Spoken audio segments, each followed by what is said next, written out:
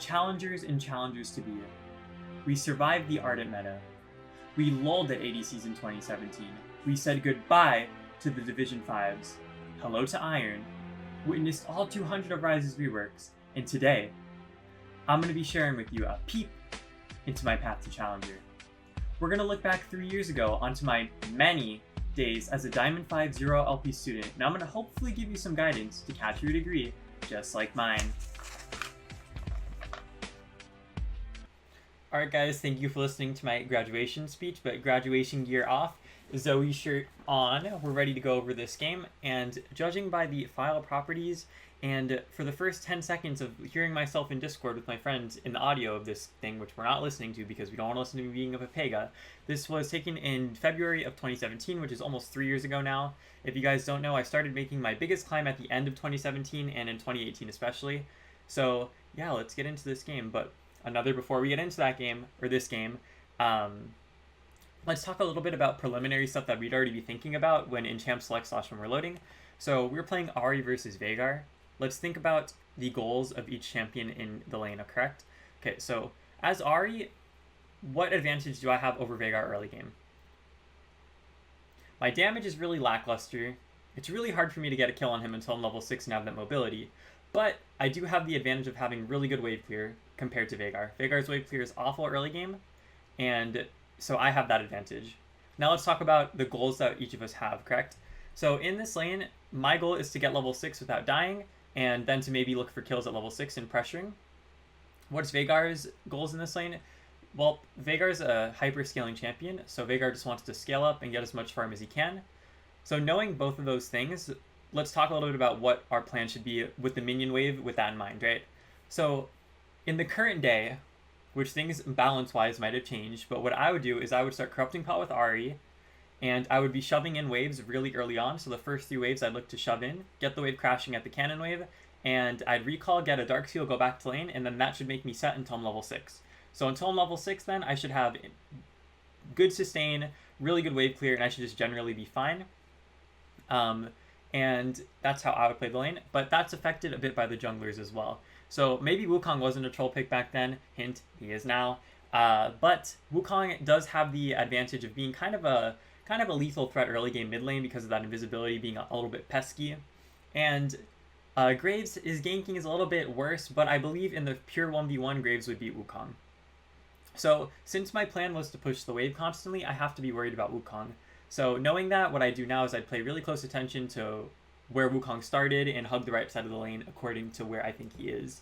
But me back then probably did literally none of that. So let's see what I actually winded up doing. I'm going to skip through here a little bit.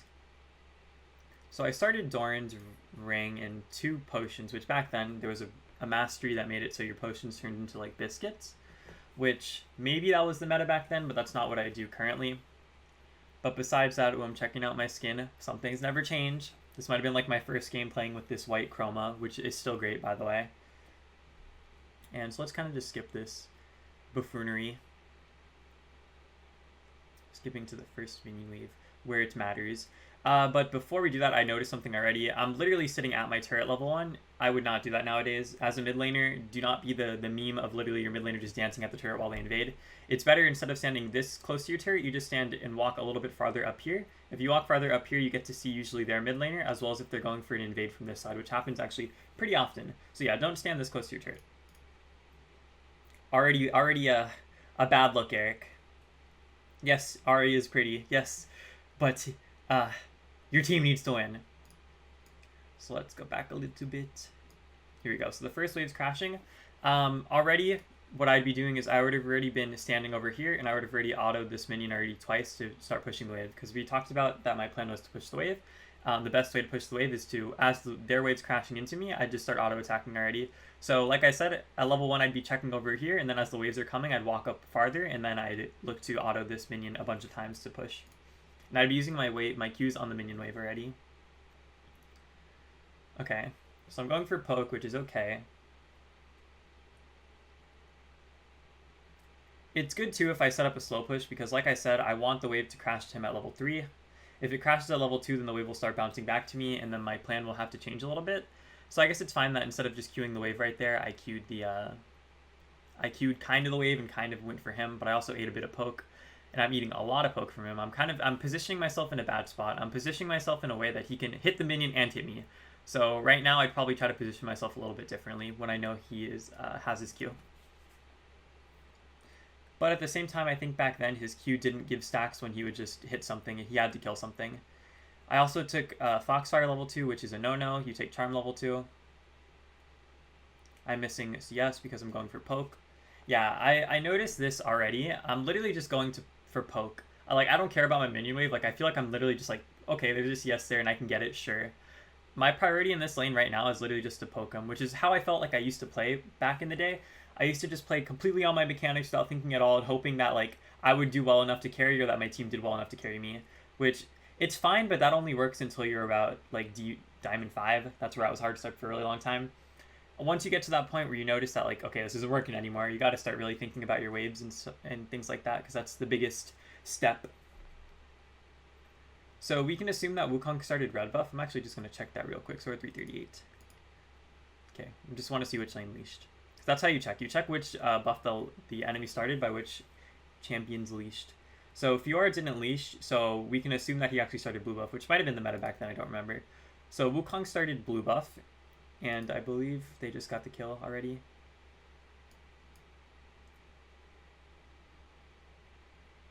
Yeah. So my jungler started blue buff and so did theirs.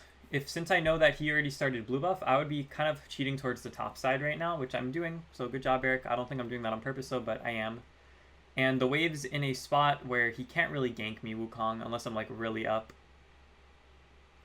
So that's good for me. But like I said, my plan would be completely different by now. By now I'd have already recalled and then had my Corrupting Pot and Dark Seal and be walking back to lane with their wave bouncing back to me. Because that's how mid lane waves work. They ping pong ball back and forth, right? When the wave gets into the turret, that means the wave's going to start building up towards them. And when the wave gets to their turret, that means it's going to start building up towards you. So I'm pushing this wave. So this wave, if I didn't auto-attack it more, probably in 2 waves, it would crash at his turret. But right now, I'm kind of auto-attacking it and missing all the CS, by the way. Actually triggering myself with how much CS I'm missing. But that's besides the point. I'm really just looking for poke, and I'm kind of just pushing the wave, just autoing the minions, it doesn't matter. Which it does. Even just one auto on a minion can completely scuff your lane. So since this is a cannon wave, I'd crash this. So I'd already start using my abilities on the wave. Cannon waves, you want to crash into them. When you're in a situation like this, you just want to crash that wave into him. My Graves is pinging to come mid lane, but the wave's in a position where by the time it takes him to come here, he's going to not be able to be ganked. So if this was me currently, I'd just ping off my jungler. And so Graves, knowing that that gank is not going to work, it seems like he's going to invade the Wukong and take the camp. So I don't know why I'm hugging bot side right now. I need to be hugging the side that my jungler is playing to. I would be hugging top side right now because my jungler might need my help, and we know Wukong's not there. So I'm already kind of inting a little bit. I low-key hope Wukong kills me just so I could be you see guys what I'm saying? But I would be hugging top side pretty hard here. Find the charm. I ignited. Yikes. I don't think I had it kind of worked out. Do you guys know why that's kind of worth? That's kind of worth because the wave's pushing towards me now. Since the way that... Look, I'll show you guys now. It's still I should have just taken the flash, or I should have just, taken it for what it was. But when I died, there was 1 minion under this turret here, so this wave's going to already start building up and still pushing towards me. So that's kind of the ideal situation that you want to have whenever you recalled or when you die or get a kill or something. You always want the wave to be in a position where it's going to bounce back to you and they can't freeze on you. So it's not good, but it's okay. Made better because this would bounce back to me. Now my Garen is mid lane for some reason. Oh, they're getting... Oh, and I open. They seem to be getting some sort of... He's so dead there. I'm curious what Garen's doing to my wave though, because Garen might have scuffed my wave, so it's pushing towards him. I hope I look at it. Hopefully Eric, move your map a little bit up. I can't tell. Okay, so it's fine. The Garen kind of scuffed my wave, but he scuffed it in a way that it still crashed into his turret before it froze on me, and the wave's bouncing back based on what the minimap I see. So it was okay, Garen just pretty much pushed the wave. And so this wave's going to bounce back towards me, which is what I want. because I don't have my ult yet. I'm going to have it soon, but I don't have it yet, and I don't want to die to Wukong.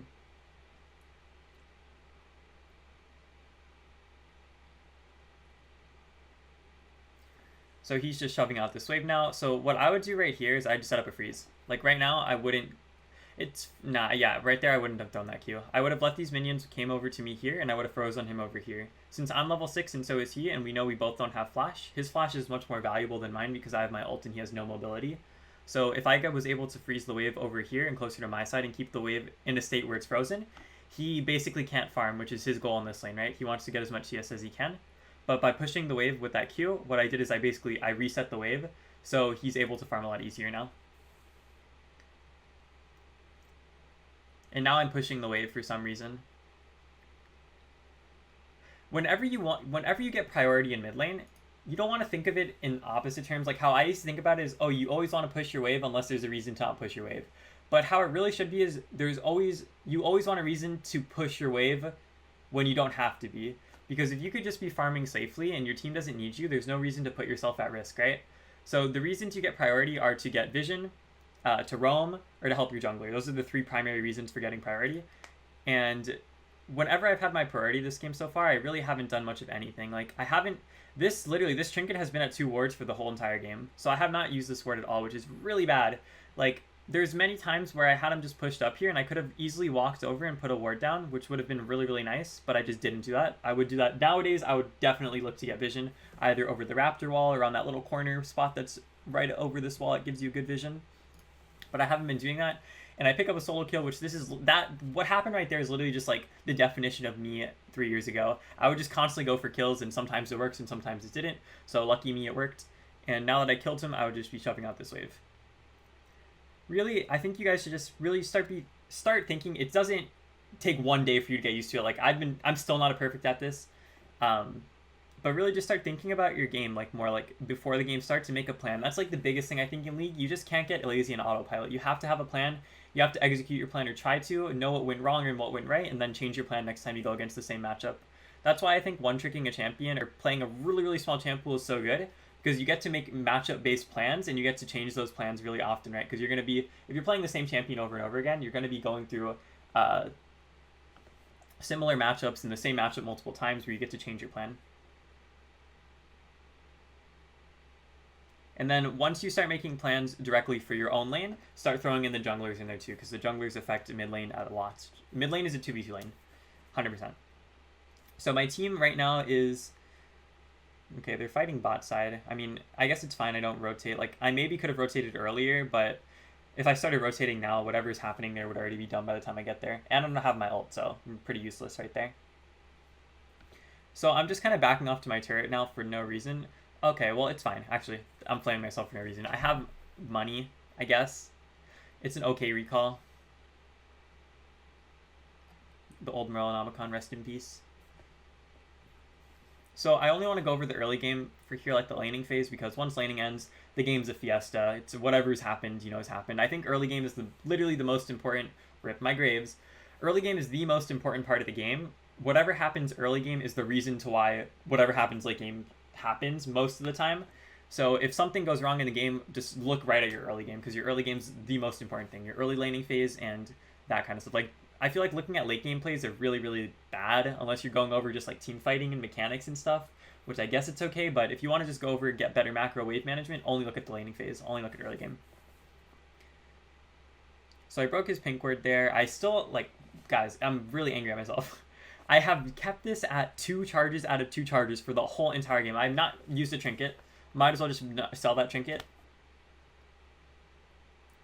And I'm shoving right now, and I'm going for another play. Like, every time I have my ult up, I'm looking for kills, which isn't bad. It's good to do that, but it's just like, when that's the only thing you're trying to do, and that's like the thing you're banking on, it's kind of, that's when it's kind of bad, which is what I would do for the longest time. And that is why I was hard stuck low diamond for 4 years. 2 tier.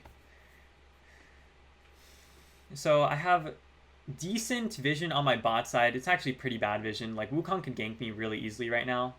Like, after I shove out this wave, which even then's pretty greedy, like, I should have already been doing it, I need to get vision. Right now, I need to get vision of my bot side, preferably my bot side. but I'm literally just like, I'm doing nothing right now. So I got my priority and I had free time to do something in that amount that it took for the waves to crash, but I just didn't do anything. Like whenever you push out a wave and you have free time, look to help your jungler, get vision, or roam. Roaming is kind of hard now, especially with turret plates. So roaming is like it's a weird one, right? But getting vision and helping your jungler, very easy to do. Even just walking out of vision in the side that your jungler's on, or walking out of vision in general, which I did there, I guess, but not really in a good way, pressures the lanes that you're missing, right? You might be roaming, which a lot of times is more important than if you actually roam. Just pressuring a roam already scares them. Maybe not in this rank where people won't even ping missing and like no one pays attention, but it will. Like people will still ping missing sometimes, right? I'm just kind of being, Papega. So right now I'm roaming top lane while I'm paying no attention to my own model, which is, sure. And okay, I thought she was going to queue over the wall, I guess.